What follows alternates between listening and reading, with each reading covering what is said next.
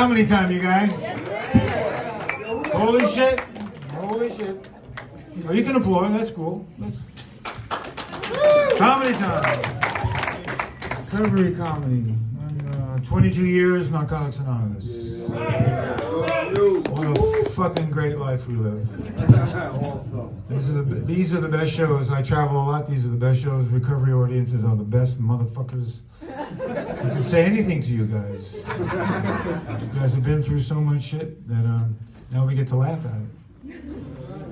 I'm looking around. You all look like a big joke to me. It's nice. It's nice. This is my my mushroom coffee.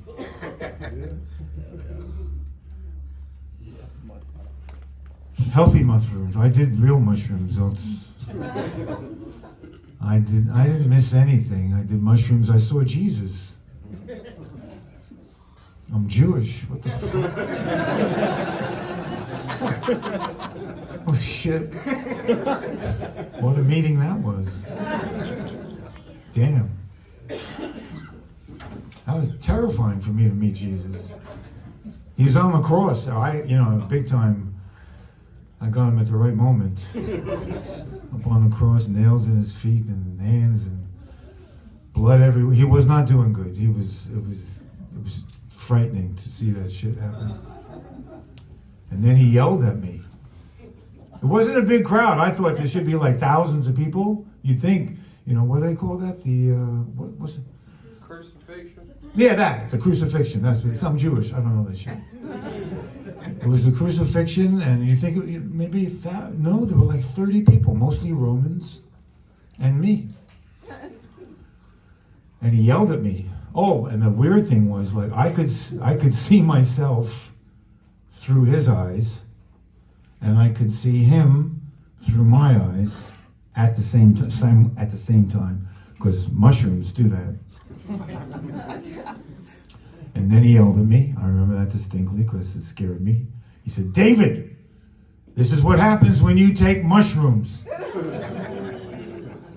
And I didn't know if he was talking about what was happening to him or what was happening to me. But I never took mushrooms again. Next day I did acid. That was fucked up. The walls started breathing. Oh my God. They're breathing right now. We just don't, They're breathing. I know it. I don't want to ever see it again.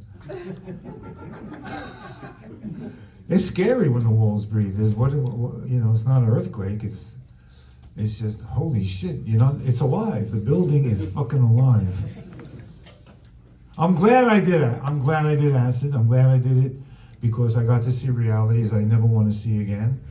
And I got to see shit that I didn't know was happening. And I'm glad I could see that. I know people who've never had acid. They're boring. What the fuck do they know? Not willing to take that little risk to alter your reality? Go fuck yourself. You don't have to do it for 20 years.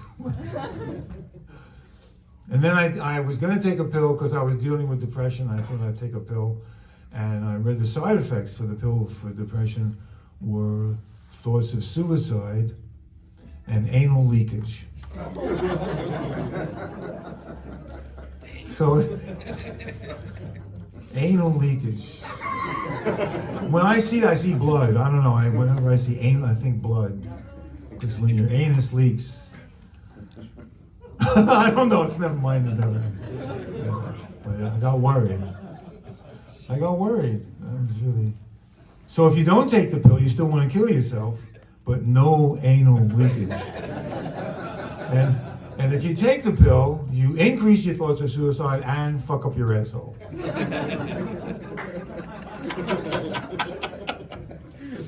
Which might make you want to kill yourself.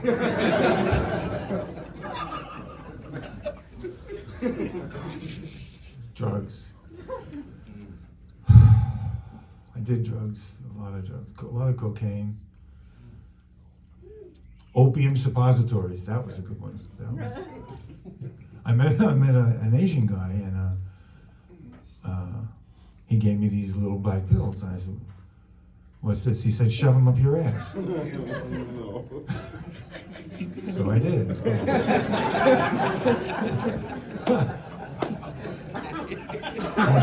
That's what you do. Felt good, you know.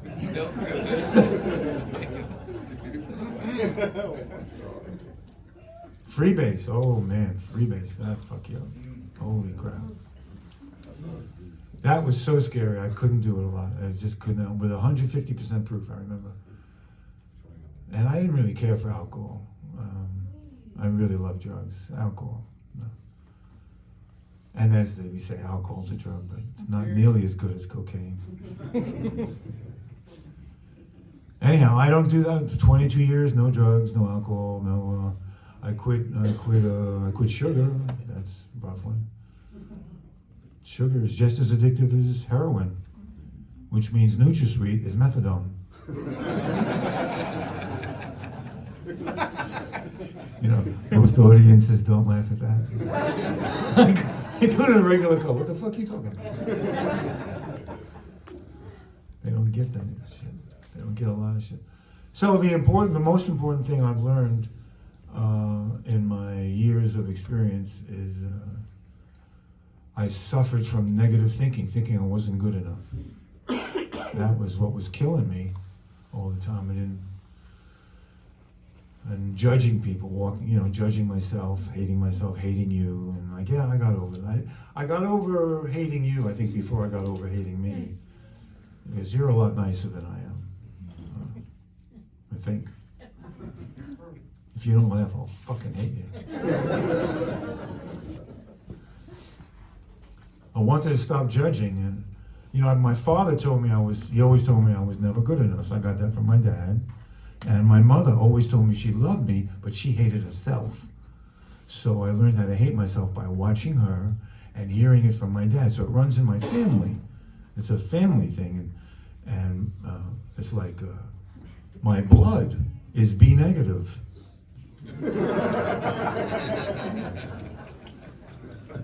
That's the corniest joke I'll tell. That's the weakest. But it's funny. It's clever joke. So I wanted to meditate to get rid of the judging. I couldn't tolerate the judging, and I have my own form of meditation. It's called transcendental hesitation. And I developed a mantra. I sit in the lotus position, and I say to my brain, shut the fuck up. Shut the fuck up. For hours, shut the fuck up.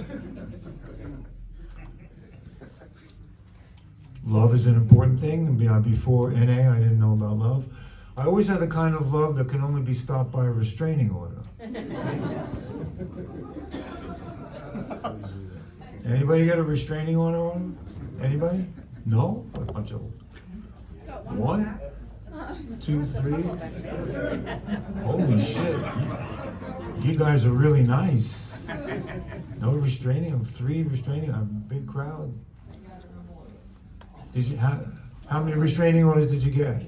Just one, but it's been late.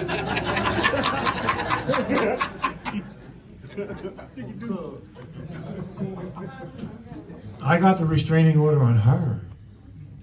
Yeah, she was going to kill me. I always fell in love with women who wanted to. If they didn't want to kill me, I don't want to date them.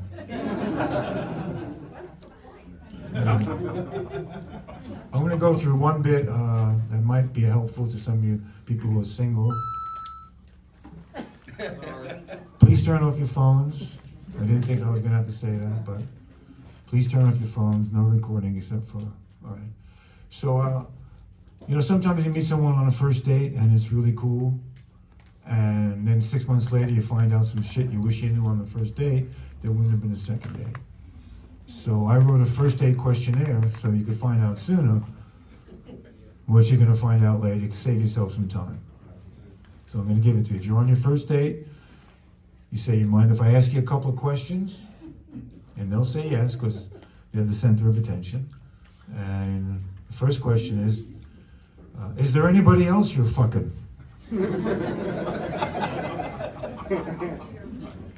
Is Barbara your real name? Oh, what's your real name? Okay, Susan. Do you have any warrants? Oh, how many? What for? Did you really do that?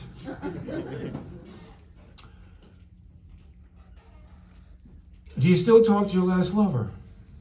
Why? Do you owe your last lover money? How much? Do they expect you to pay them back? Do you intend to pay them back? Why not? How many of your friends would loan you money? How come you don't have any friends?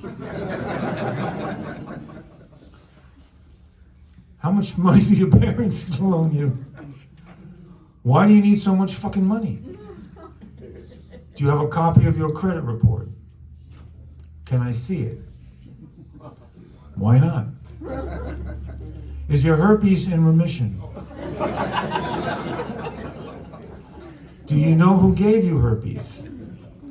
Why not? Thank you for answering these questions. Get the fuck out of here. All right, we have an amazing show. I think of all the shows we've ever done, tonight is going to be the greatest show we've ever done, and I'm really glad you're here. I want to bring up the most seasoned comic on the list tonight. The person who has the most experience in comedy and coming up and making people laugh, and he's going to kill me for saying this shit. So I'd like to introduce you, the leader of the band. Let's have Flip come up and do some comedy. Hey, let's go a little louder, a little louder, a little louder, a little louder.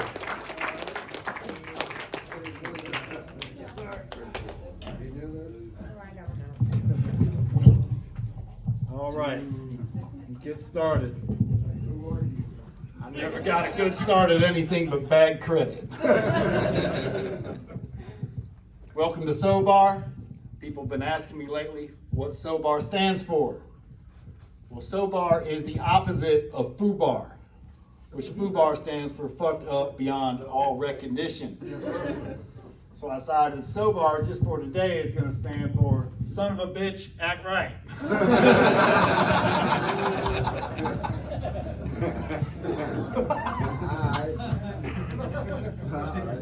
So my name is Flip, and guess what? You're an addict. I'm an addict. I am not in denial no more. I am thoroughly convinced. I can smoke it, snort it, crush it, shoot it, push it, pull it, whatever, even stick it up my ass on special occasions.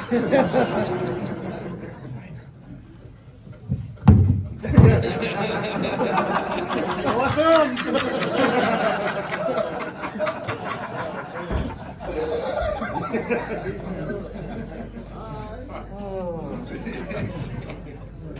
I can do anything. Crack, coke, heroin, weed, pills, and so much more. And that was my drug of choice. It was more. What do you got? I'll take it. Some is good. More is great. Bring it on. And let's not forget about alcohol, because alcohol is a drug. Period.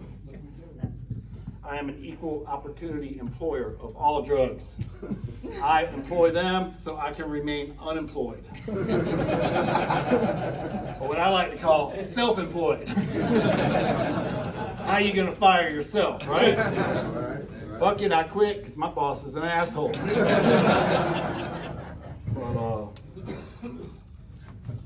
So anyways, my name's Flip, I'm an addict, and you might be an addict too if you sit in here. So early in recovery, I sat down, I was doing some first step work, and I wrote down a few things, and I was thoroughly convinced that I was an addict afterwards. So maybe you can relate, maybe you can't, but you might be an addict.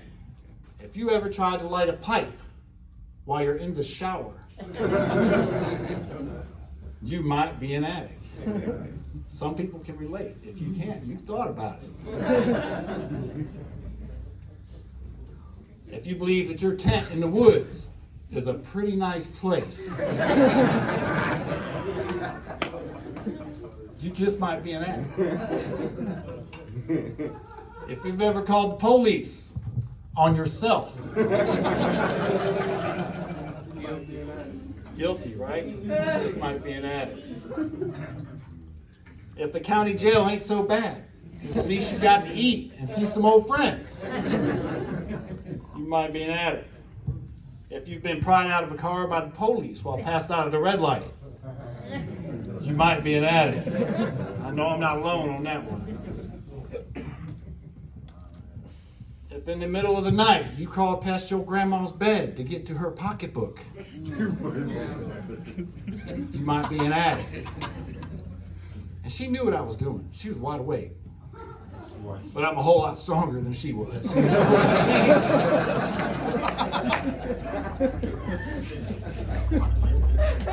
You spent all your rent money on drugs. If you spent someone else's rent money on drugs, you might be an addict. If nobody has anything that you can borrow because you already borrowed it, you might be an addict. If you're wondering who pissed on my couch and you realize that you ain't had no company in a long ass time, it's funny because it's true, right? If you woke up in the county jail wondering how you got there. If there's a plaque at the local rehab with your name on it, and you have never made a donation, you just might be an addict. If you're riding on 2 donut spares, 1 headlight, and no insurance, just to get 1 more, you might be an addict.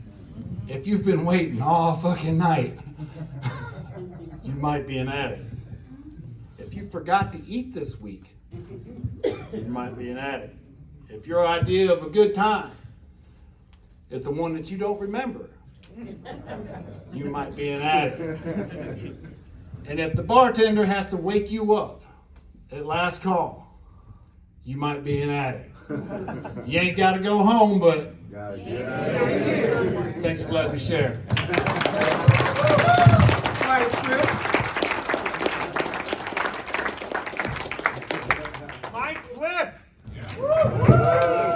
If it wasn't for him, we wouldn't be here. At least in this room, anyhow. That's cool. All right, I want to bring up the next comic. Somebody I've watched do comedy for the past 1.5 years that I've been in South Carolina. Really appreciate what he does. Let's have a big round of applause for Chris W. Let's give it to him. Let's give it to him. Give him some NA love. NA love coming up.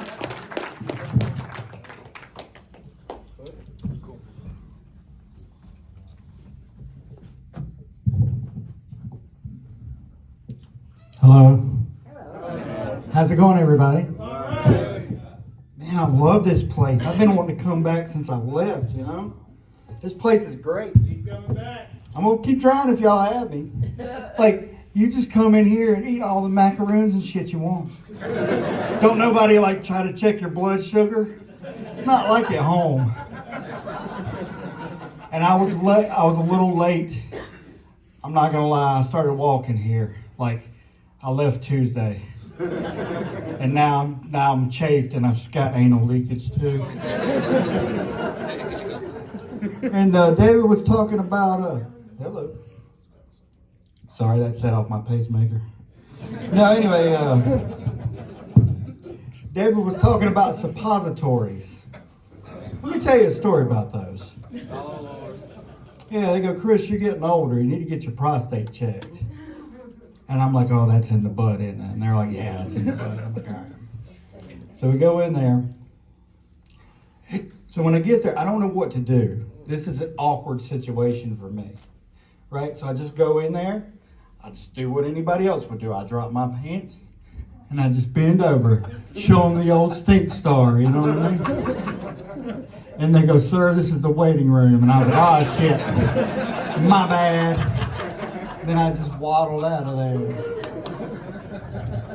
And the doctor goes, I'm going to give you suppositories. And I'm like, no. Because that's like the worst coin bank thing you could ever have happen. Right?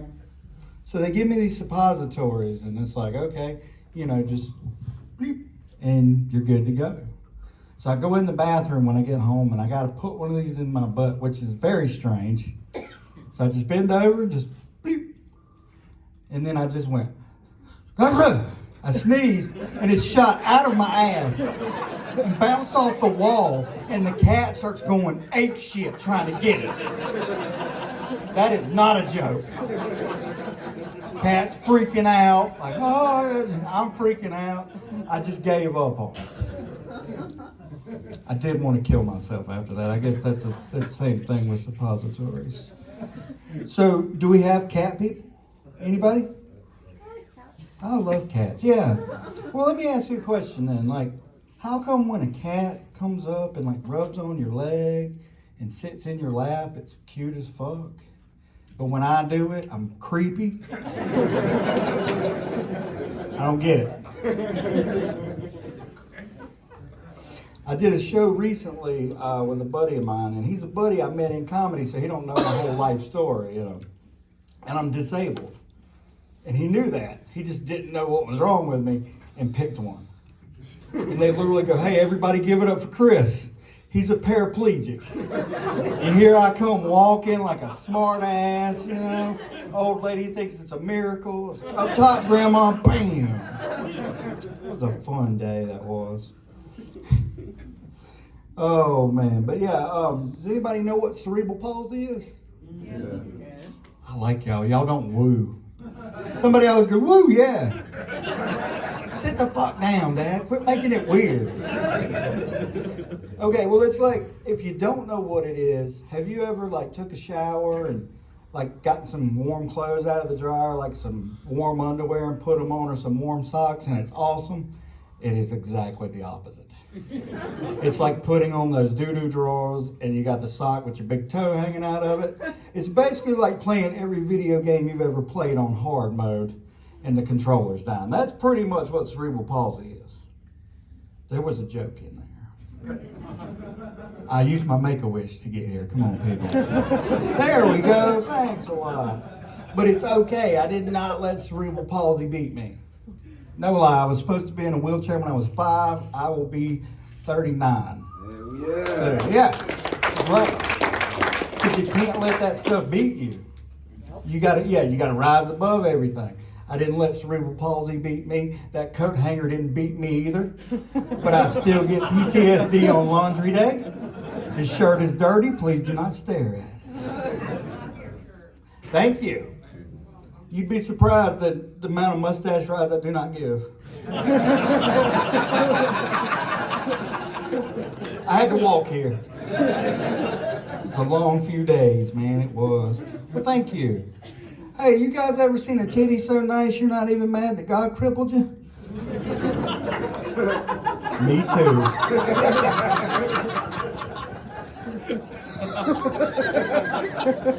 I thought that was the dumbest joke I wrote last week, and that's the one everybody likes. That was a good titty.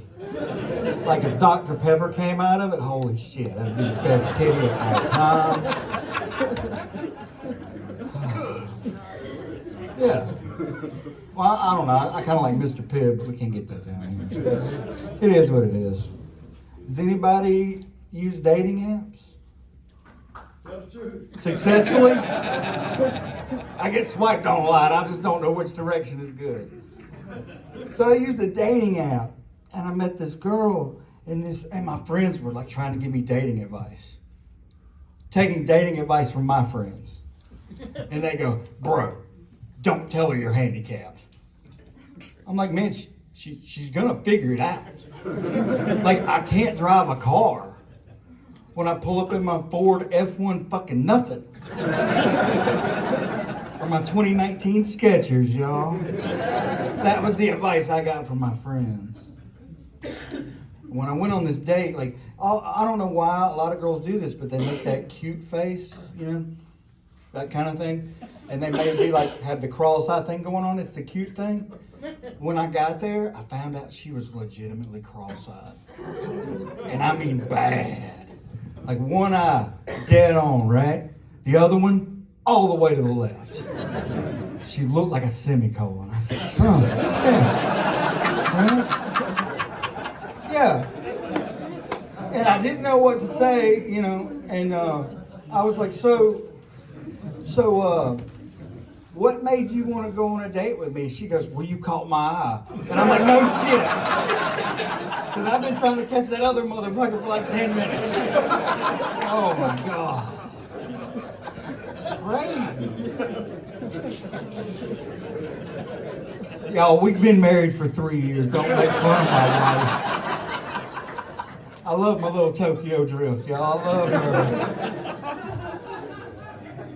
I added that part, Cody. Thanks for laughing at that. No, so like, I caught her eye. Fantastic. So I was like, what can we do on this date? And my idea was to go to one of those IMAX movies. But I picked the 3D one, and the whole time she was just like, oh shit. And I thought her head was just gonna explode. And then she had the nerve to tell me, I don't see things working out. I said, I bet you don't see shit. And she got mad and went back to her fucking car that was parked on the sidewalk. So dating is not for me, apparently. I don't know, man. But bless her heart.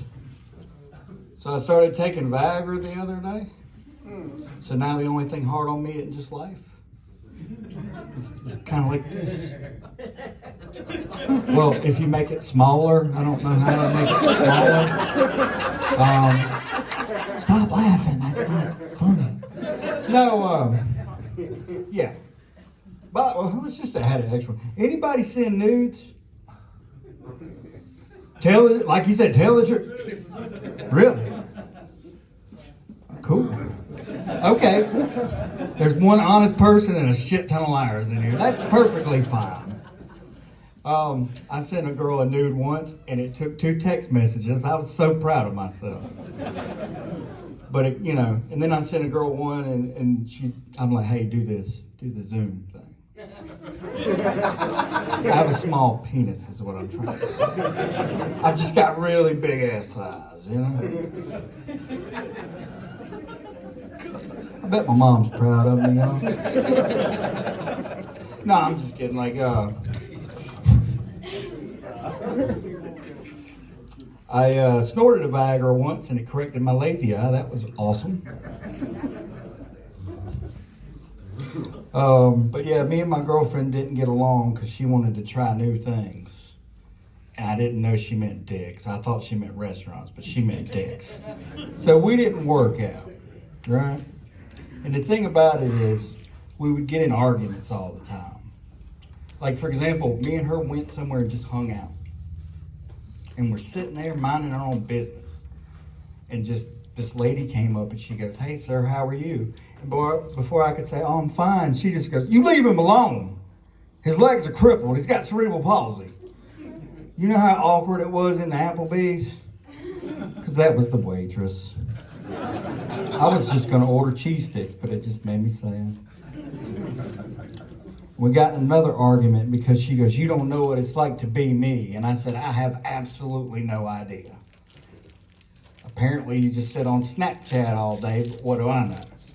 She goes, well, why don't you be me for a day? And I said, fine. I'll do exactly what you do every day. Then I went to the Dairy Queen and sucked off 10 dudes behind the dumpster. I wanted it to be accurate.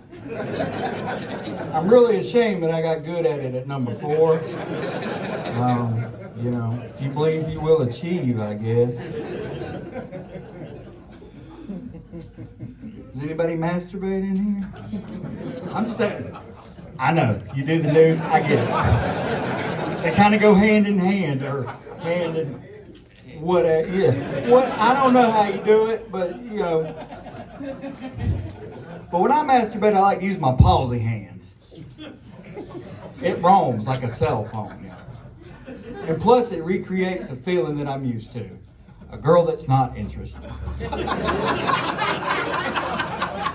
It's like a claw machine. It's really weak. You can try as hard as you want. You might get something cool. Some sticky, perhaps.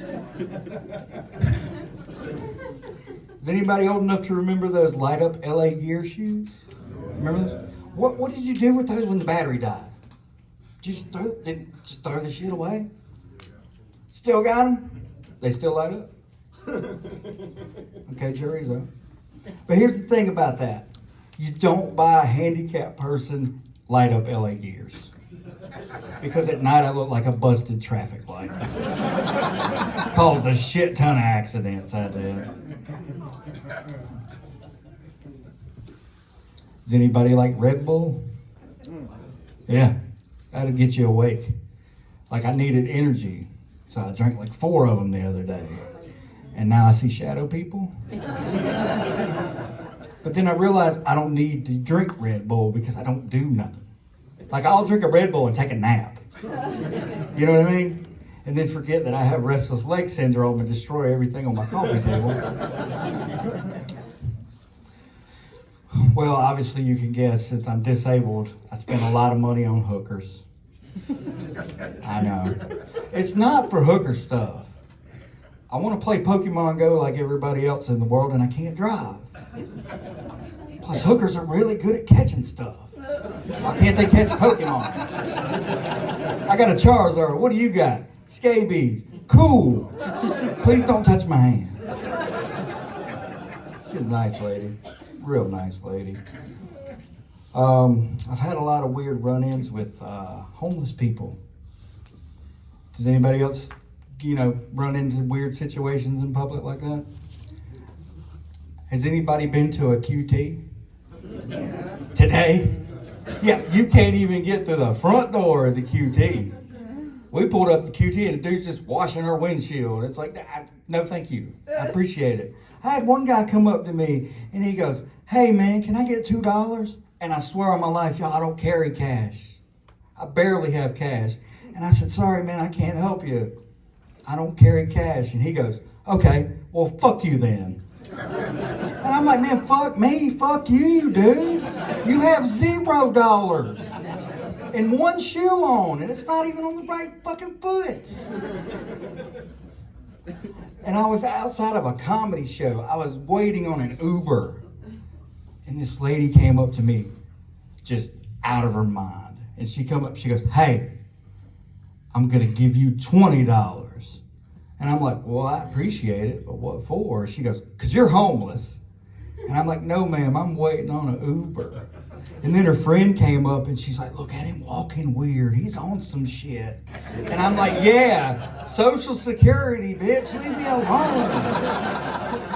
And it's, and I was sweating. It's hot outside and I'm a fatty.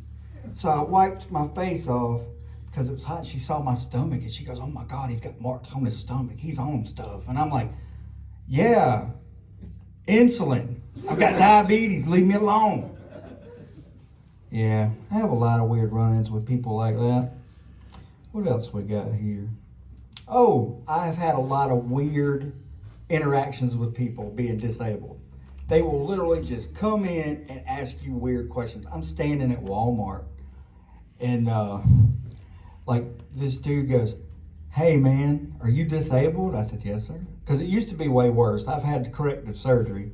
And I said, "Yeah, man." He goes, "Cool. Does your dick work?"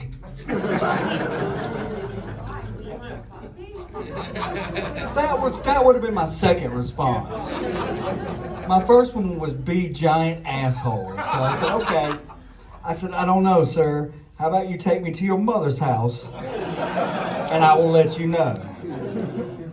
It's been my stepson for about 6 years now. And she's still cross-eyed like a motherfucker. That was a good response. I should have done that. That was a good response. No, that was a good one. I'm glad you said that. I will pencil that in the next weird experience at Walmart. At Walmart. Like, I had this one lady come up to me and she squatted down in front of me, which is not necessary because I'm not even taller than this. I'm 5'1", and she talked really slow. And she just goes, "Hey, you're doing good." And I'm over here just breathing, like I don't know what I'm doing. People just ask you weird things. My favorite, like I was at a restaurant. You know how they got, like now they got all the menus on the TVs?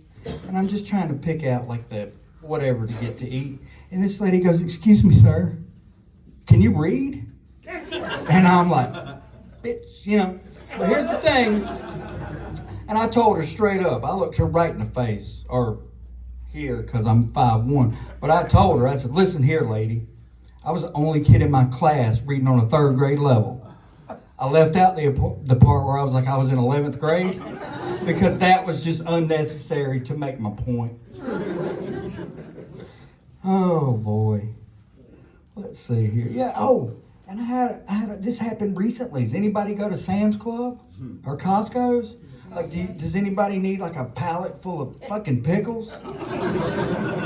You can get it at Sam's, right? You know what else you can get at Sam's? A hard time. No lie. I go to Sam's, and this lady came up to me and she goes, "Excuse me, sir, are you on the spectrum?" And I'm like, "Yo, what the hell is up at Sam's Club?" So I got mad and I took her clipboard and I threw it across the room because I was pissed. I said, "That's none of your business, lady." It was the AT&T lady trying to get me to switch cable providers.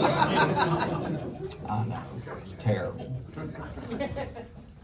But yeah, that's the kind of stuff I have to deal with. I just, like, and plus, I don't know, man, maybe I'm just a different kind of dude. Like girls need to be more specific when they tell men things. Did any of you guys ever miss like a signal or something? Yeah, me too. Like, my girlfriend, she came up to me and she started tugging on my belt, y'all. And she's like, "I want you to give me a real hard time tonight, if you know what I'm saying." And I'm like, "Oh, baby, I know exactly what you're saying. I'm going to give you a hard time right now." I said, "Your makeup's fucked up.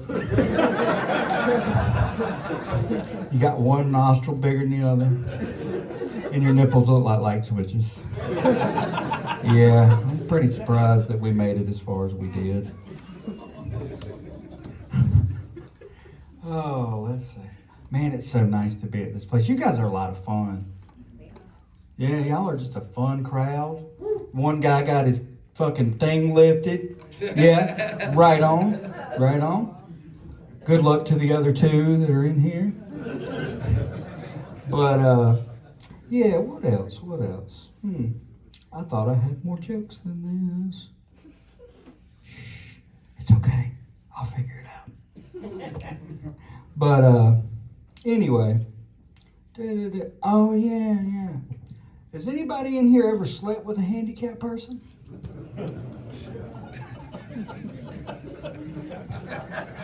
I like you. What's your Snapchat? I can read on a 3rd grade level. Yeah. Oh, Lord. I don't even know what I was saying just now. But yeah, the thing is, I got in arguments with my girlfriend one time. And, like, you know how, like, somebody will just bust you real good and you got nothing? So you just start saying random shit? Yeah. Because she was just like, "You have a small dick." And I'm like, "Oh, now we're coming in here with facts, huh, bitch?" You know, and then I was like, "My dick is like the snow." And I'm like, "What the fuck did I just say?" So I had to make up something cool about snow. I'm like, "Yeah, you don't get it much and it don't last long. But there's some white bitches that love to catch it on their tongue, you know?" Okay, guys, I think I'm going to leave. Thanks for having me. Give it up for Mr. David Zasloff, everybody. Thanks, guys. Chris W. Yay. Chris W. Thanks for talking about prostate. I really dig. I went for a prostate exam, and the doctor stuck his finger in and out. Took a second, but it cost $75. That's a lot of money per second. For me, he could have held it in a little longer. I want to get my money's worth, motherfucker.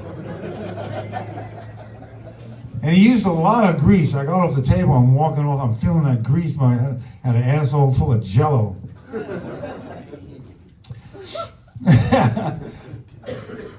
When there's that kind of money involved, I start thinking franchise, open up a whole bunch of quickie prostate exam stores. Lower the cost, like $25. I could see it, like a big warehouse and a conveyor belt. A bunch of naked guys with their butts in the air. Prostate exam, boom, as they go by. It would work, guys would come. Oh, wait on that one. Just give it a cute name, call it Pokemon, prostate exam. All right, the next comic is someone I've also been watching since I came to South Carolina. Really enjoy listening to him. Let's have a big round of applause for Cody H. Cody H. N.A. Applause. Thank you, David. Keep it going for David. Keep it going for all the comics you saw, huh? It's very, I like watching it, It's, hi, hello, I'm worried. Listen, it's not you guys, it's just I'm from Asheville. All my jokes are calibrated for Asheville type audiences, and then I come to South Carolina and everybody does not like me. And right then, and I'll find you. I got things to do. I hope you had good holidays. I hope your family's not bumming you out. I'm a millennial, so I got that anxiety that I'm going to have to coherently defend my politics, and that's tough because I got them all from memes and I think I figured it out though. If you want to have a good holiday, you can't let 3 baby boomers speak in a row. I think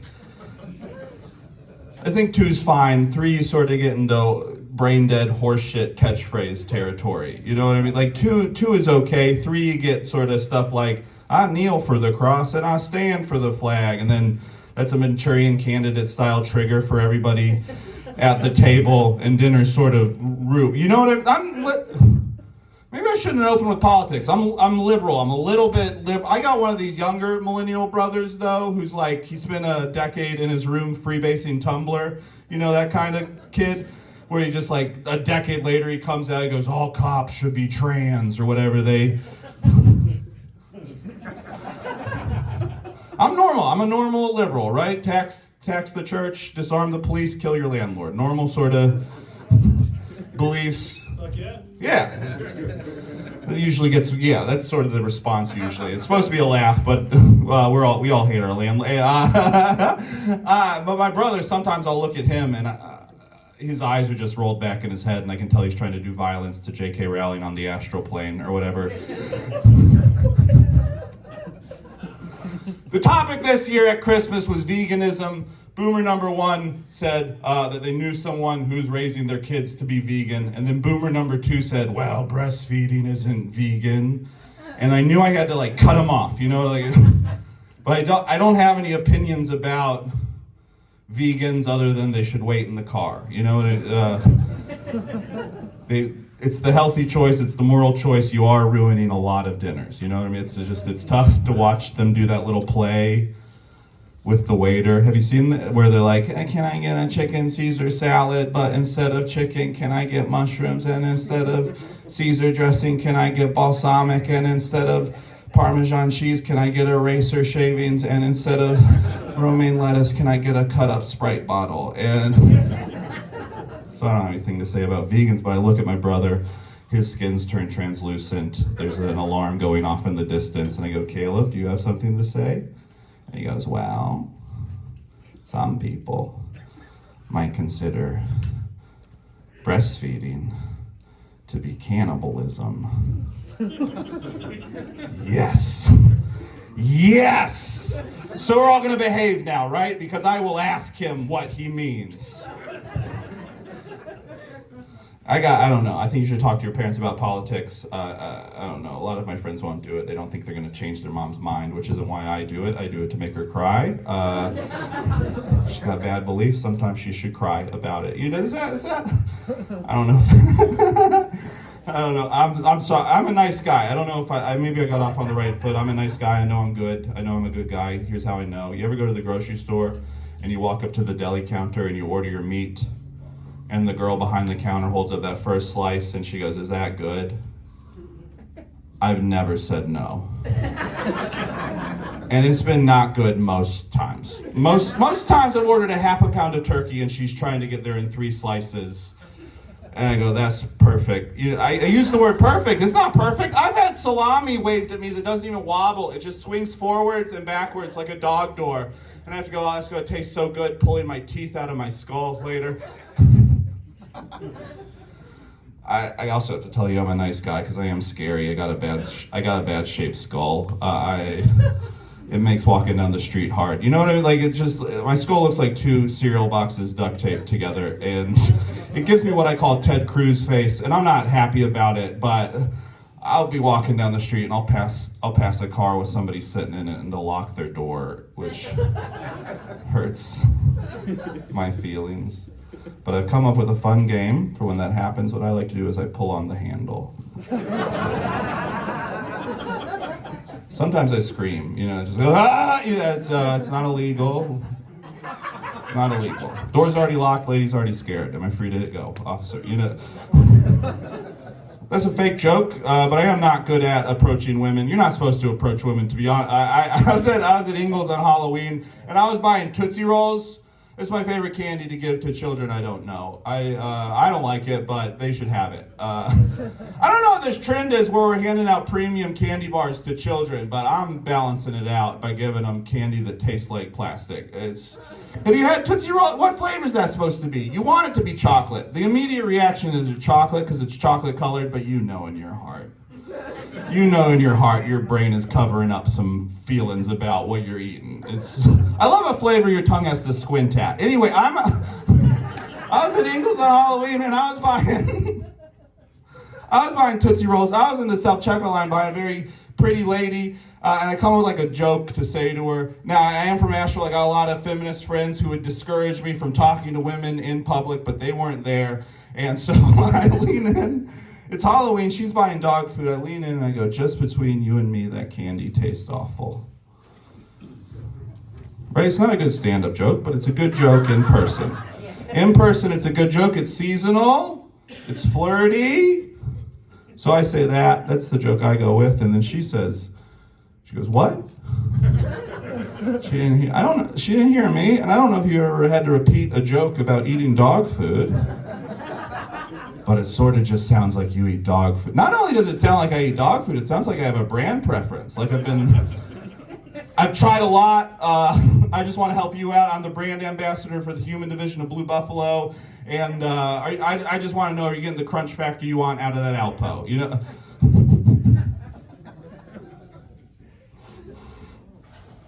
I do have a lot of feminist friends. It's good to have feminist friends because they make sure you're not a creep. That's like a nice service to have in your life. Like, they're very interested. Chris was talking about the dating apps. They like to know what the age range on your dating app is. And I don't want to tell you guys, but I will. I'm 33 and I do 22 to 38. Sorry.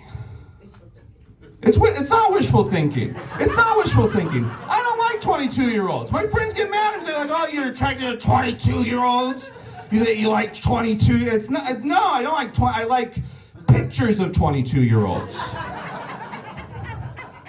Give me a 22-year-old, 33-year-old. I'll pick the 33-year-old every time. Show me a picture of a 22-year-old and a picture of the 30. Come on! Well, I point at the 22-year-old and we go, "Are you sure she's 22?" And when you say yes, I'm going to grab the picture. I'm going to run back to the cave where I live. I'm having a nice time. You guys decided about something about me at the beginning, and you're probably right, but woo! I told Chris I'd do this joke, and I don't think it's going to work because you guys don't like me. I don't look at porn. I never looked at porn. When I was in 8th grade and I was in typing class, I Googled hot chicks because I had a little burgeoning 8th grade sexuality. And the second link that came up was a website for barely legal golden showers. And I learned too much about the world too quickly.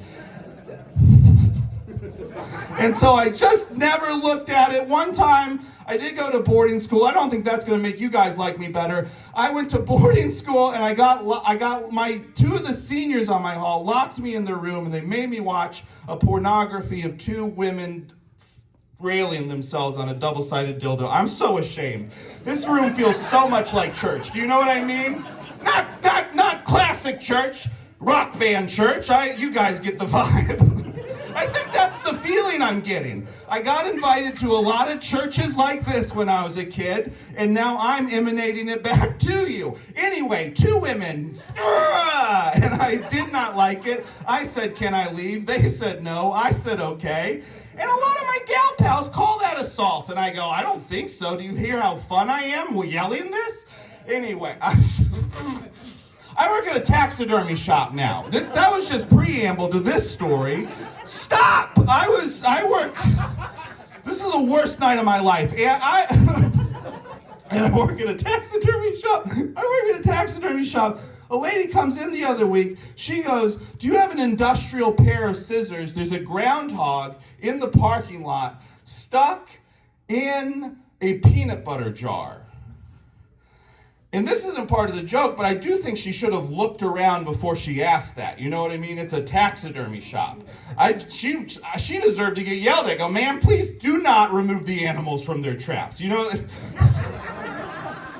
But I go, look, I text my boss, no industrial pair of scissors. And I go, no, I'm sorry. And she goes, do you want to watch? I did want to watch. You know what I mean? So I step outside. There's two women down in the parking lot. We're on the second story. Two women in the parking lot, sort of pulling a groundhog out of a peanut butter jar, and one woman sort of choked up on the peanut butter jar, and one woman choked up on the groundhog, and I was like, oh, it is hot, you know what And I don't want any of you to have missed the joke. It reminded me a lot of being locked in a room when I was in 11th grade watching a double-sided dildo. I didn't get it until then, but I get it now, and I did apologize to the boys who did that to me.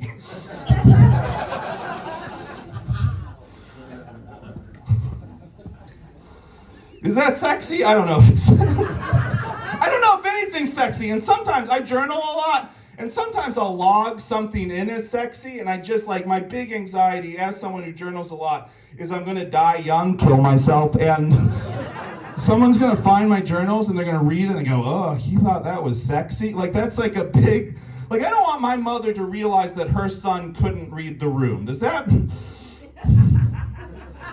That's like a... Okay, my friend, she was hiking the Appalachian Trail. She was in my area. I was like, hey, do you want to get dinner? So I picked her up, took her to a Mexican restaurant near the trail, and as we're walking across the parking lot, she goes, oh, my boyfriend actually took me here 2 days ago. Now, I knew she had a boyfriend. Don't feel bad for me. I knew she had a boyfriend. But we're walking. I'm opening the door. She goes, my boyfriend, he took me here 2 days ago. And then she says, you should rat me out.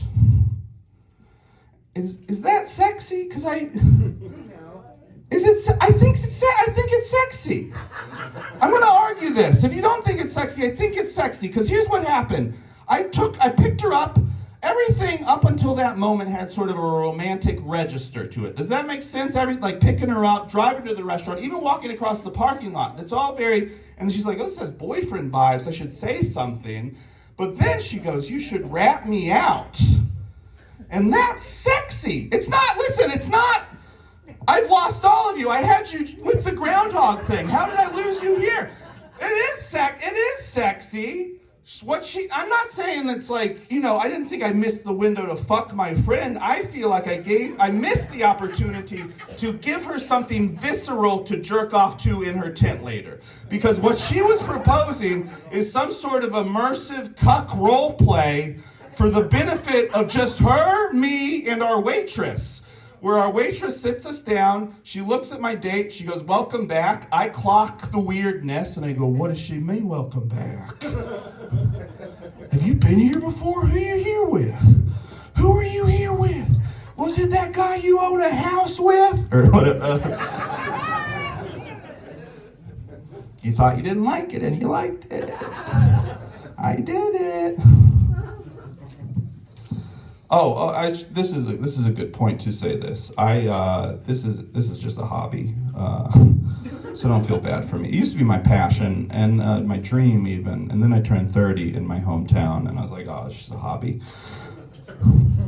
I don't know if you ever had a dream and then turned 30 in your hometown. That's what I call. It's what I call crossing the Tracy Chapman meridian. Remember hearing Fast Car?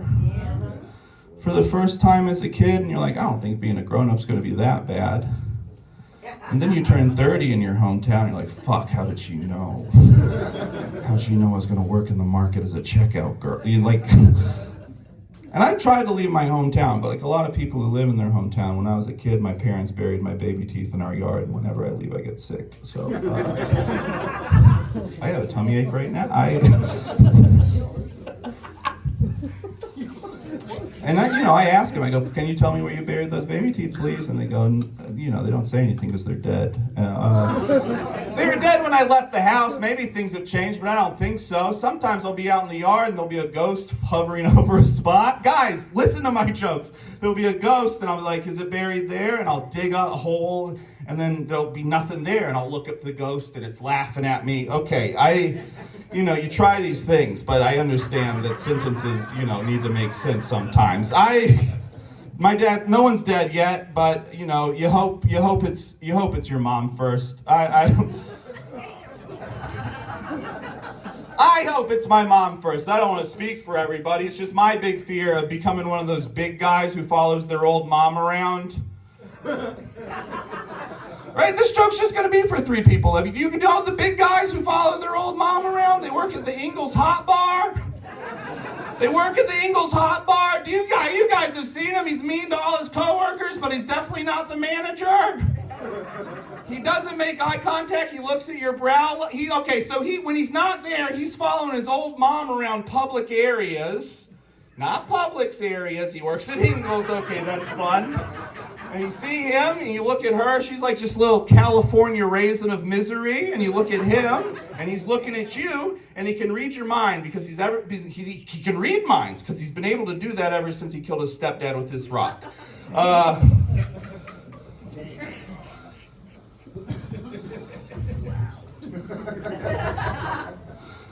I don't know why you guys don't like that joke, but I think a lot of people don't like that joke because I look too similar to that kind of guy. And a little too on the nose, it feels mean to them even though it's about me. And I guarantee you, my dad's gonna die first and I'm gonna become exactly that guy. Oh no, We had to take my dad to the hospital recently. He was having chest pains and I posted on Facebook, I said, hey, Dad's in the hospital.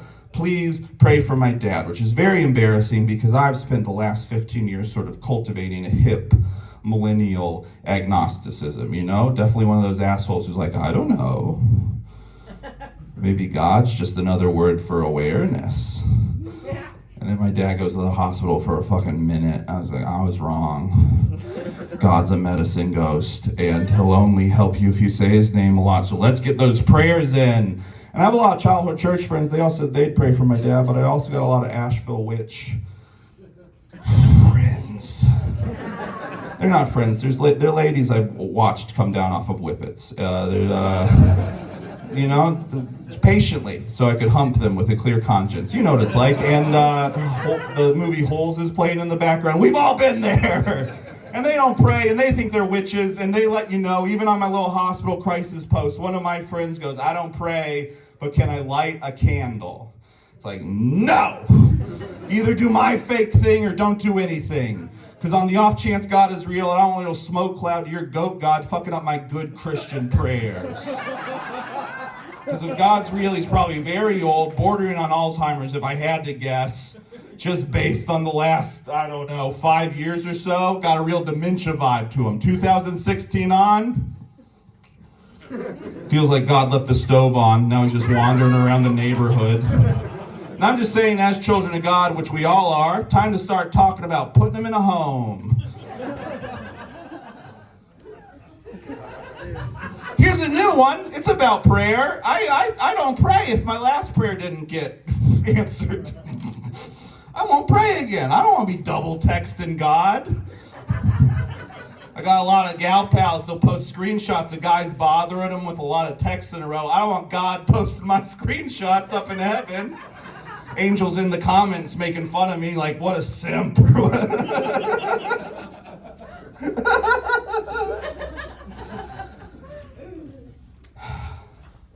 I don't know if we're children of God. I am a little agnostic. The time I feel most like a child of God is when I'm reading job listings.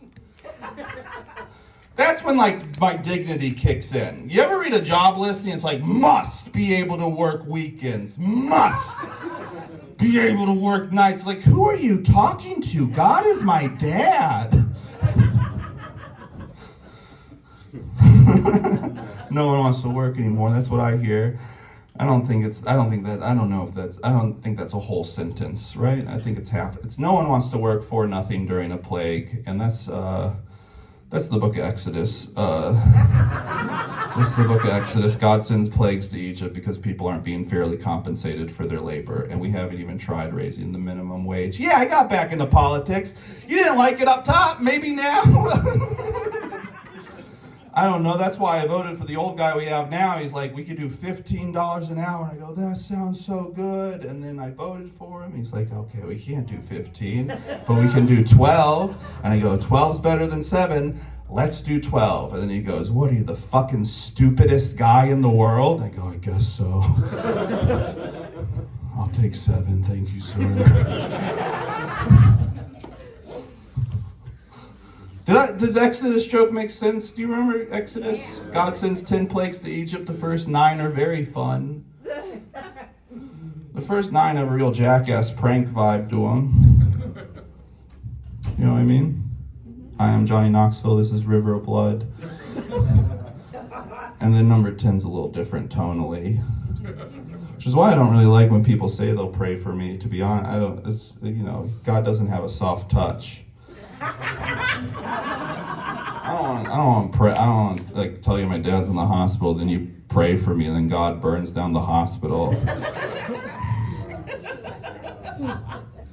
I don't mean to make fun. I go to church with my mom, trying to stay in the will. Got a brother and a sister. Only one of us is going to inherit that drawer of plastic bags.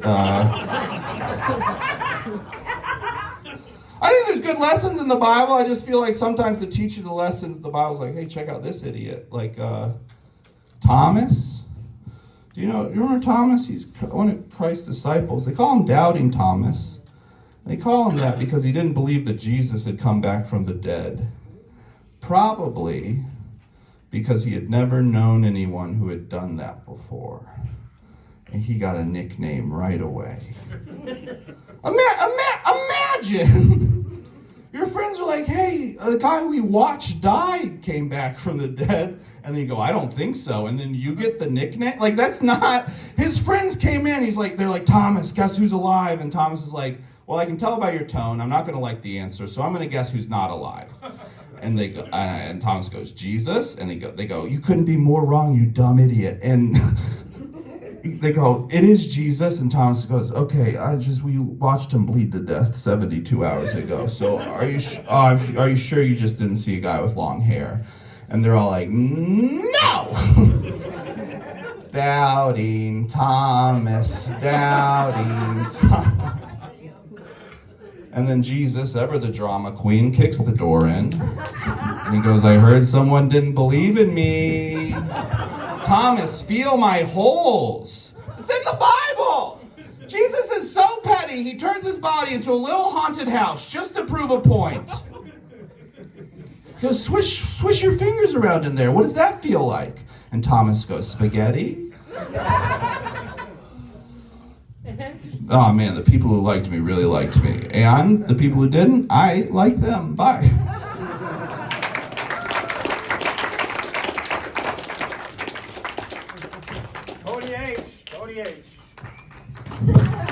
I love you, Cody. Well, I've just been in the back thinking about love, and I'm happily married, by the way. I'm 78 years old. Looking good. Thank you so much. You too. Love that hat, whatever the fuck that is.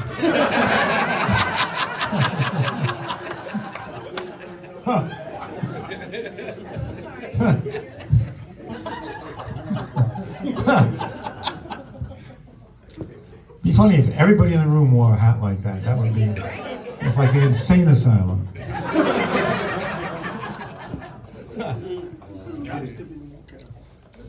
Yeah, I'm happily married. I'm 78, and I'm 12 years older than my mother-in-law. That deserves a round of applause. I mean, that's NA at work right there. That's fucking recovery. That's recovery. I'm actually more age appropriate to have married my mother-in-law. But I know myself. I know. Had I married my mother-in-law, I'd always be thinking about fucking her daughter. I love that line. Only NA gets that line. I can't say that in a regular room. No, we're 36 years. We have a 36 year. I met her when she was an old 22, and I was a young 59. And no, it's fucking great. It's fucking great. I love her skin. Just that skin is so beautiful. So when we started dating, I said, I don't want to be a father substitute. I don't want to have to deal with that. And I asked her, do you have a problem with your dad? And she said, no. Wow, it's cool. A few weeks later, she told me she had a problem with her grandfather.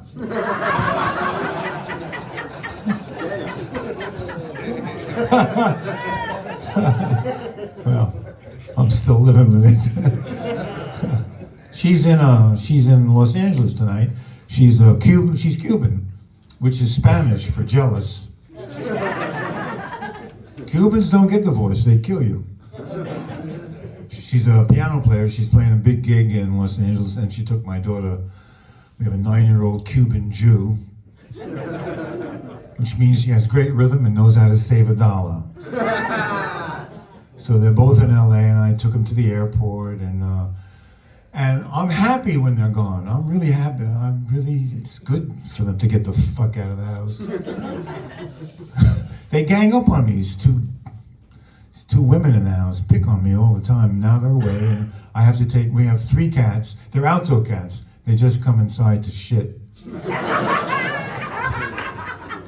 We have 3 cats and a little dog that I'd like to kill, and we have 4 chickens.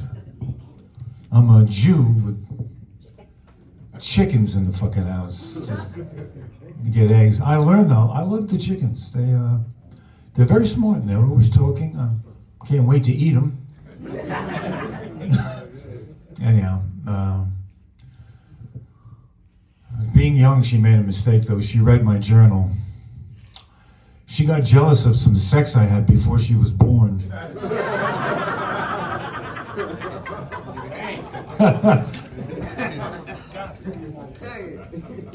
So I remember when my wife said she wanted to have my daughter. I was 69 years old and my first kid.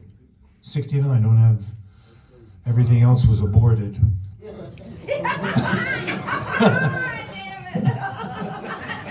Wasn't my choice. Hey, I'm glad for every fucked up thing that ever happened to me, or I wouldn't be standing here right now as happy as I am. And that's 22 years of recovery. Just, all the fucked up, the divorces, the bankruptcies, living on the streets, all those horrible things that happened to us. If I didn't have that, I wouldn't be here. So whatever the torture was I went through, I'm glad I went through it so I could get to be here and make you guys laugh and have a good time. Because when we laugh like this, it's nothing is as beautiful as sharing a laugh. And I know if I didn't do this, I would kill people. All right, I'd like to bring up our last comment for the night. I just met him, and I saw his tape, and in 30 seconds, I knew he was the right person to bring here. Let's have a big NA welcome for Jimmy K. Jimmy K.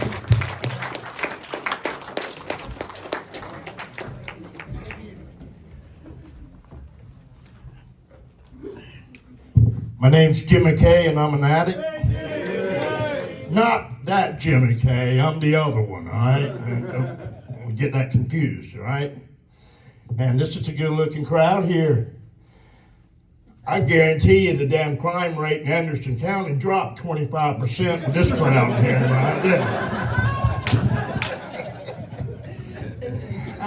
Before we get started, I like to recognize any veterans or military people. Anybody ever served in the military? Nobody? Yeah. Yes, ma'am. What branch? Navy. Navy. Back there. Marine Corps. Army. Let's get these guys, these folks a round of applause. Thank you so much. Thank you so much for your service. My son is an Army medic, and I'm real proud of him. And, he thinks that the Army is the best branch of the service. And I don't know, maybe they are, maybe they're not. I know those Army Rangers aren't as tough as everybody says they are. I know that for a fact, because one night me and 6 of my buddies beat the shit out of one of them.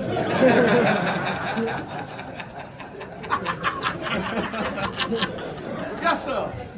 But I got to admit, she took it like a man.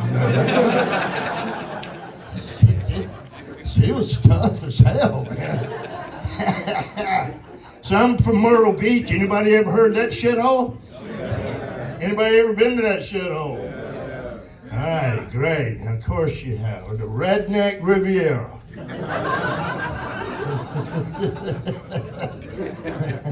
I'll give you a little Myrtle Beach hack, okay? If you're driving down Kings Highway and you see a beachwear store on your left, you don't have to cut in front of all the damn traffic, okay? There'll be another one right there on the right, right?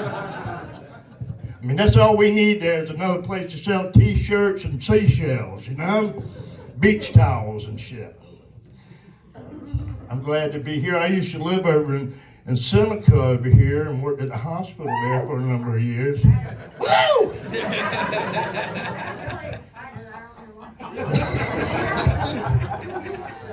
Nah, but I grew up in a little small town called Cheraw, South Carolina. Anybody heard of that shit?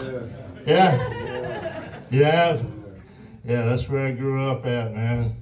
Actually in the suburbs of Cheraw, okay? It's like, I guess Belton is the suburbs of Anderson. Well, Wallace was the suburbs of Cheraw. And it was one of those towns that were so small that the stop sign and the speed limit were on the same sign. You know? And when out-of-town people would come through, we'd just watch them and laugh our ass off because they didn't know where to go or stop. I mean, our high school was so damn small that driver's ed and sex ed was in the same car. I think it still is, too, you know? I grew up there very poor with my brother. We also had another disadvantage. We were born very, very ugly children. Y'all ever seen those kids that are so goddamn ugly that they're kind of cute looking? Well, that wasn't us, okay? We was ugly as shit, man. And then my mom stuck us in a cornfield and fed us with a slingshot, you know? We couldn't play in the sandbox because the cats kept trying to cover us up, you know? It's horrible. It's horrible. What made us so damn ugly is that we're born with grown men ears on us. Yeah, see if you can imagine these 2 little babies, right, with these big ass ears. And we got picked on all the damn time, man. You know, people said I looked like my mom had slapped 2 pork chops upside my head. They said my brother looked like a 57 Chevy with the doors wide open. My ears were so fucking big back then I could hear sign language, okay?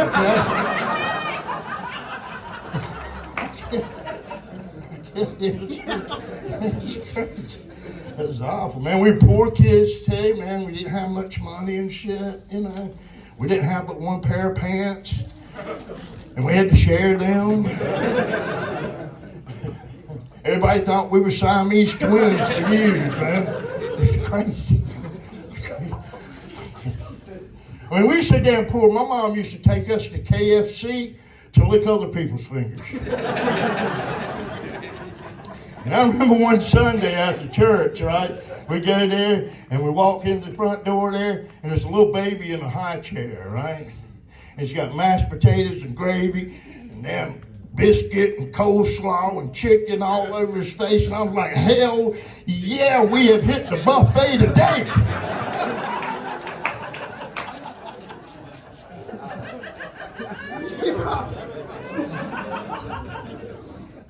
That's the day I learned I was allergic to pepper spray.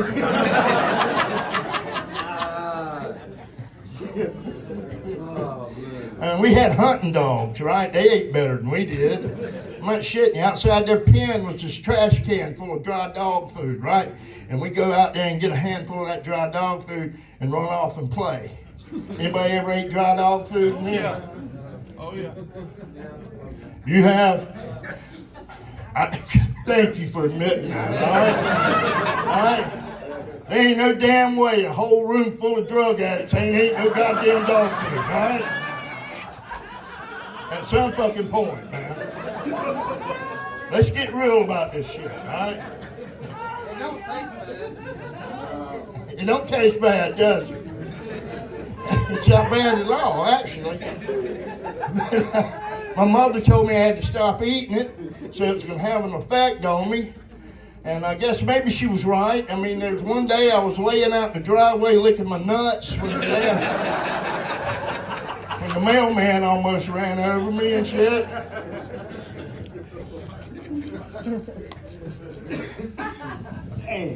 Plus I kept getting in trouble humping my teacher's leg. He didn't appreciate that shit at all.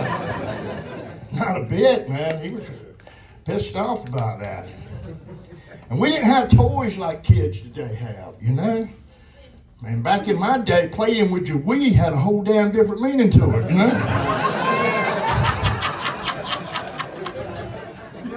I'll tell you something else. Where I come from, it didn't matter how nice you ask. We weren't playing cornhole, okay?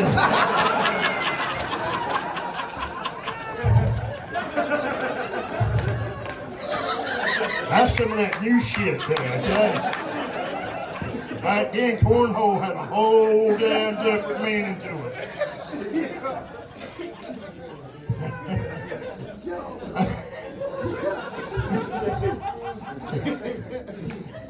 I remember as a kid, the only thing I had to play with was a damn stick horse. Anybody ever rode a stick horse? You know what I'm talking about, you know? Yeah. So one day I rode my damn stick horse to the store, right? And while I was in there, somebody stole that sumbitch. Pissed me off. Because then I had to walk my ass all the way back home then. It was awful, man. Yeah, things have changed a lot since I was a kid. It really has. Now, I remember as a kid, my mom would give me a couple dollars and she'd send me to the store for milk and bread. And I could go get milk, bread, a 12-ounce Pepsi, a bag of chips, a pocket full of bubble gum, a bottle of Boone's Farm wine, 3 packs of Marlboros, and a Playboy book. And you can't do that shit no more with all them security cameras everywhere, you know?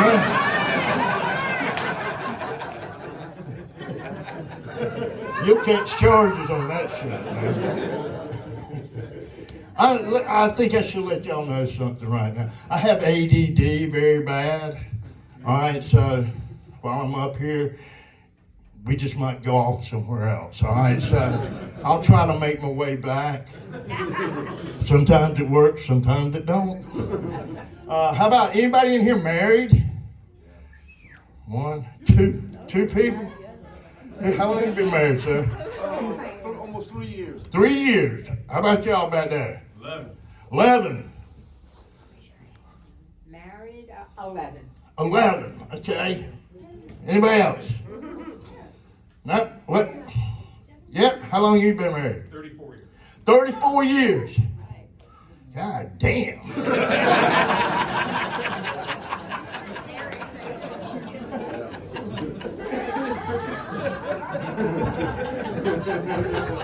I just celebrated 25 years of marriage, thank you. Not consecutively, okay? No, it's like 16 years with 2 ex-wives, 9 years with my girlfriend and her husband.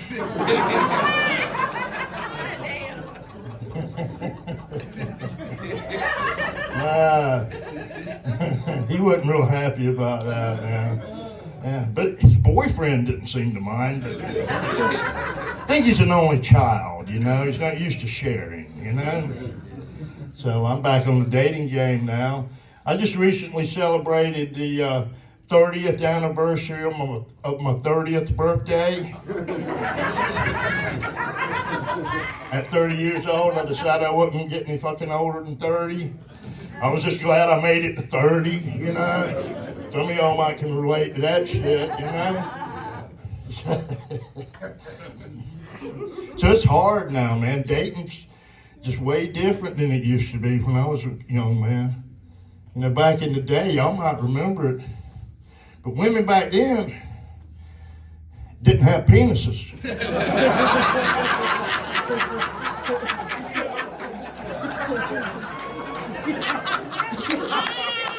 No, I'm serious, man, they didn't. I'll tell you something else, back in the day, they don't make women the same, okay? Because back then, women used to have pubic hair, and they don't no more. And I don't know what happened to it, but they don't make no damn sense. It ain't there no more. Is it just me, or does anybody else have problems posting news to Christian Mingle? Anyway, I joined one of those dating sites, right? Trying to meet somebody. You may have heard of it. It's called Ancestry.com.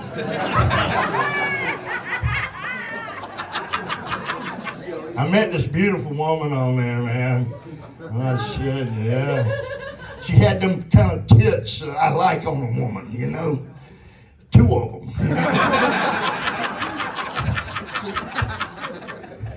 She did. I'm not kidding, man. I mean, we had so much in common, man. We knew so many of the same people and shit. I mean, she kind of reminded me of my mom, you know? But anyway, I go out on a date with her, right? And everything's going real smooth, and being the southern gentleman that I am, I done spent $30 on a meal, right? And now it's about time for something to pay off, all right? So I went in for the old Donald Trump move, if you know what I'm talking about. And instead of feeling something like maybe a furry beaver pelt or something, it felt more like a damn horse eating a carrot stick, man. Damn thing bit my finger off, look at that.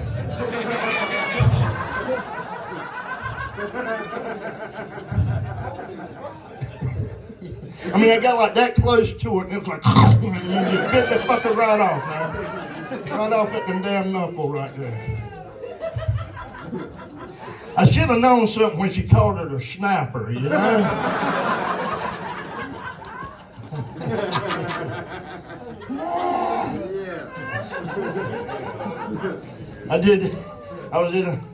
I was in a club down in Birmingham, Alabama a couple of weeks ago, and a lady on the front row was like, that poor guy, he can't even count to 10.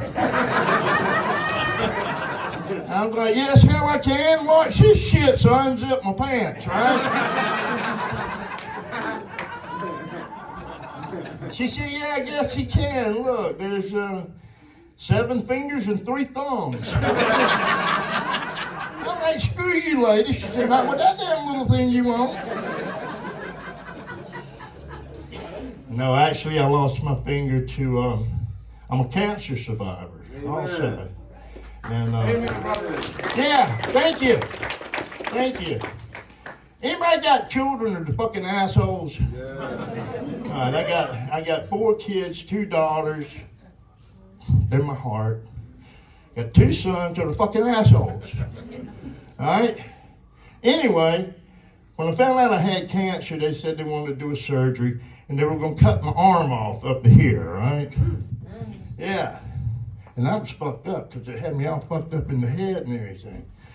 But after the surgery, they just had to go there and cut my finger off. And my boys were upset. I'm like, what the fuck y'all mad about? They said, well, hell, Dad, we was wanting to see you swim in circles.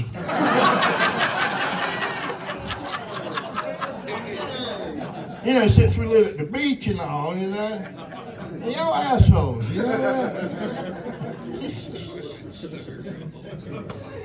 No, but then when they cut my finger off, I asked the doctor, I said, can I keep it? He's like, what do you want it for? I'm like, well,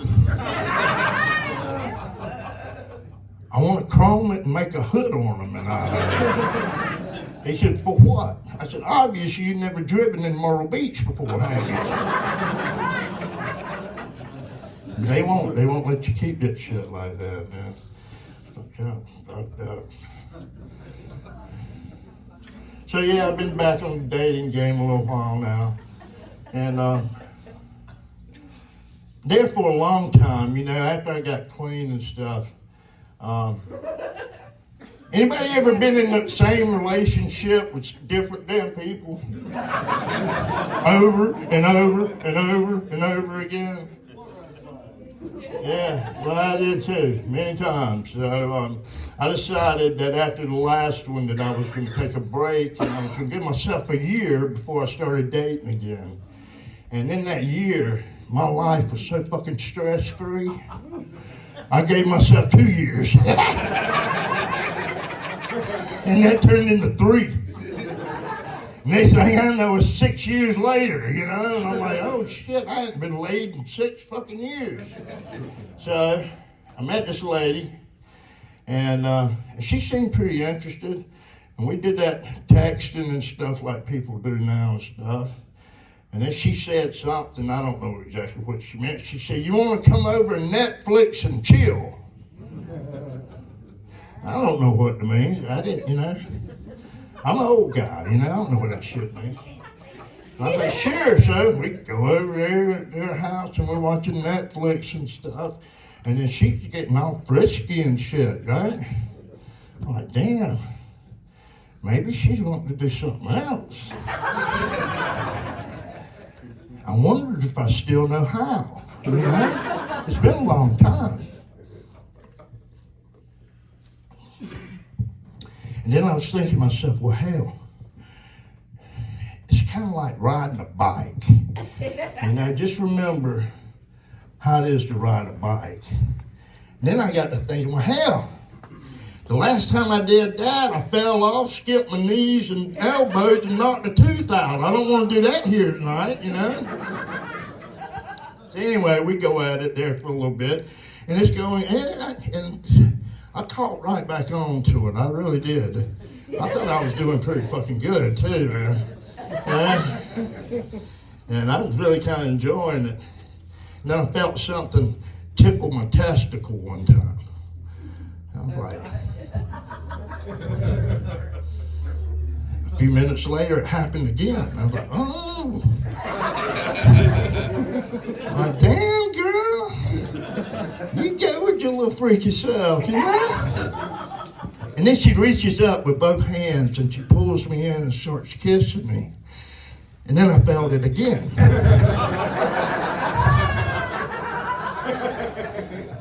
I'm like, what? So I happened to look over my shoulder. Swear to God, a 4-foot iguana lizard was trying to tongue punch me right in the fart box. Okay? Scared the shit out of me. I didn't know what to damn do, all right? So I did what any older American male would do. I backed up a little bit so you could get good aim on it.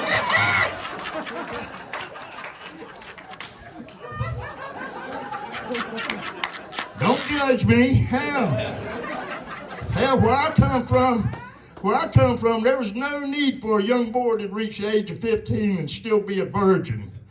Not with all the livestock and farm animals we had around here.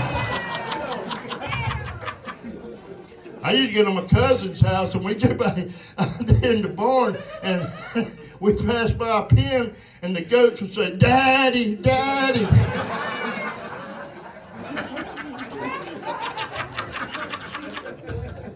Don't fuck a pig though, man.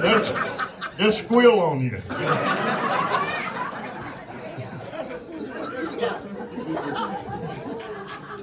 Man. Man, y'all sick people, man. Now y'all get honest on your fourth step, all right? I did. My fourth step was 89 pages long. I had some fucked up shit on there now. Let's see. Anybody remember the first boyfriend or girlfriend they ever had? Yeah. Yeah?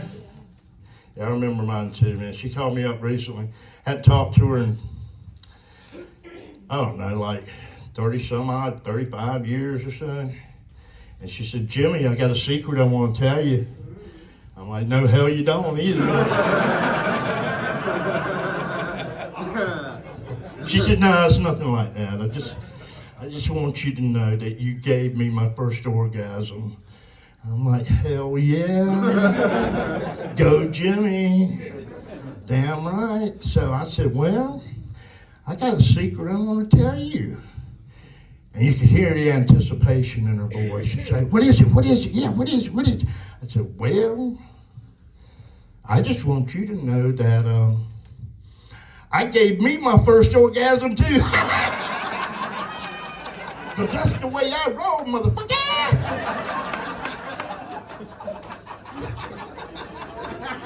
She didn't think that shit was so funny. I really actually think Chris ended up marrying her, actually, you know? He was talking about her earlier. Anyway, I met her and her sister at the same time, right? And one was cross-eyed and bow-legged. And the other one was buck-toothed and knock-kneed.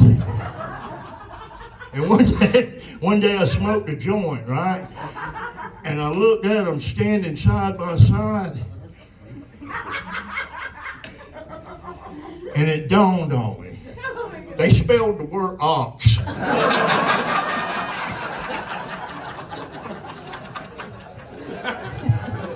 I laughed my ass off, man. That shit was funny as hell. She's a good, so I chose the bow-legged one for the obvious reasons there. I fell in love with that cross-eyed girl the moment I gazed into her good eye there, you know. And her sister was so buck-toothed, I swear to God, one day she sneezed and bit a hole right in the middle of her damn chest.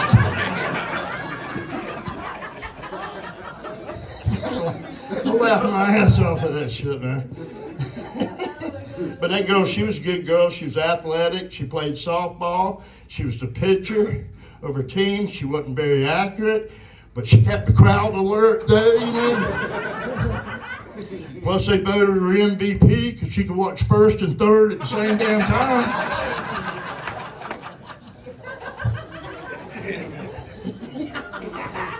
And if you ever went anywhere with her, you never had to tell that bitch to look like both ways before she crossed the street. But she was doing that before she even got there, you know? Came in real handy when we were planting marijuana because she could plant and look for helicopters. Had to break up with her eventually, man. We couldn't see eye on stuff. She was seeing a guy on the side, you know. She cried and cried and the tears ran down her back. It's like, that's all right, baby. We can still be cousins, can't we?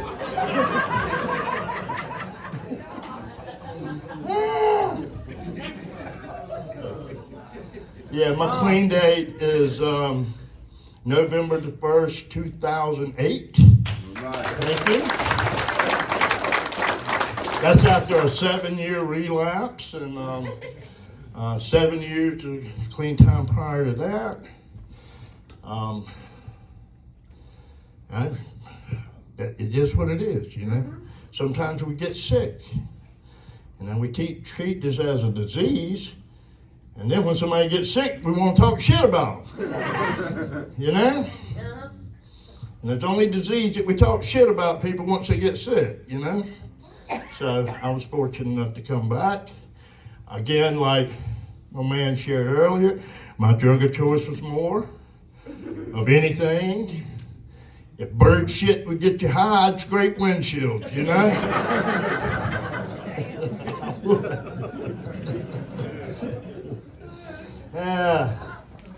I knew I had a drug problem when I was sitting in a closet smoking crack out of a chicken bone. Anybody ever done that?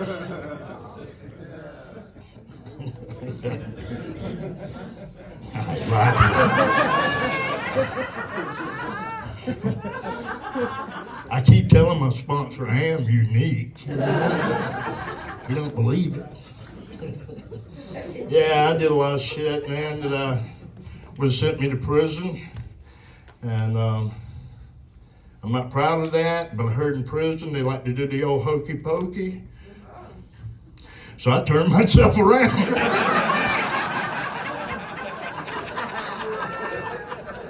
Well, that's what it's all about, you know? That's what they say it's all about, you know?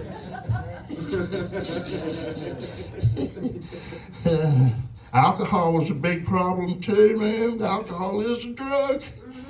You know, I got tired of going to bars and picking up women that look like Mariah Carey and carrying them home and waking up and they look like goddamn Drew Carey. I know I ain't the only one in here that's ever done that. I tell you what I don't do is I don't snatch purses no more. Last purse I snatched, that lady fought like a goddamn Apache Indian, man. And when we went at it like two pit bulls there for a damn minute, then her husband decides he wants to jump in. I had to clothesline him out of his damn wheelchair. And while I'm all occupied with him, she's beating me in the head with her oxygen tank. And she had me there for a minute. I swear to God, she had me. She had me real bad. But then I had enough sense and I stood up and I pinched her air hose. And I heard her go, ah! I knew it was lights out for Grandma then. Well, it's time for me to get out of here. All right? You can follow me on Facebook, Instagram, Twitter, Pornhub, Stat Life, Christian Mingle. I'm not, most comics sell merchandise after the show. I don't have any real merchandise. I will be selling key tags in the back if you need a year or two or something like that. Come see me. I got them real cheap, all right? Thanks for letting me share.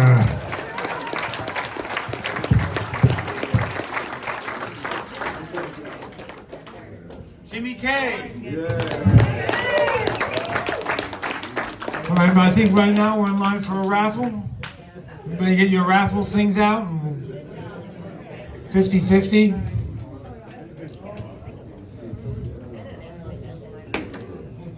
Everybody flip at it. How much we got? $85. Shake that thing real good, man. Who ain't got a ticket? They can draw. Ollie, come with a good ticket. Ollie, You raffle off that hat. Ollie with the hat, everybody. No, that hat's mine, boo.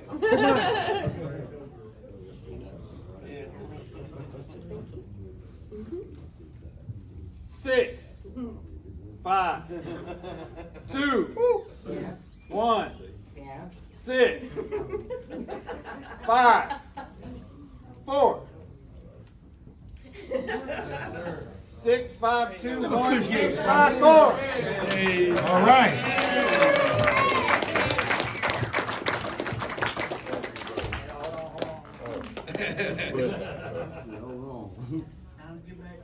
It's a 2-4, man. Ain't no way, guys. Always the Joker. Thanks, Flip. Thanks for coming out. I hope you had a great time. I think this was one of the greatest shows we ever did. So thanks for being here. Thanks for your laughter. Good night, you guys.